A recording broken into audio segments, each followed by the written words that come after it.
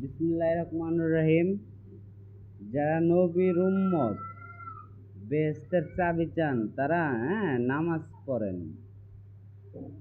মানে সংসারের কাজ করতে করতে ক্লান্ত হয়ে যান, তবুও করতেই থাকেন সংসারের কাজ, আর নামাজের সময় নামাজ পড়েন না।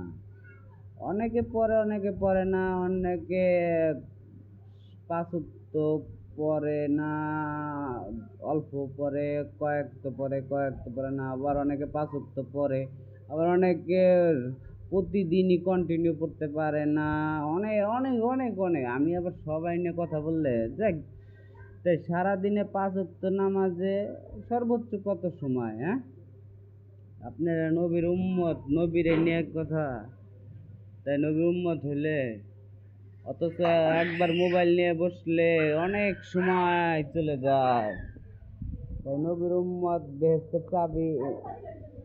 হ্যাঁ, নামাজ নামাজ যারা পড়েন সবাই আলহামদুলিল্লাহ বলেন।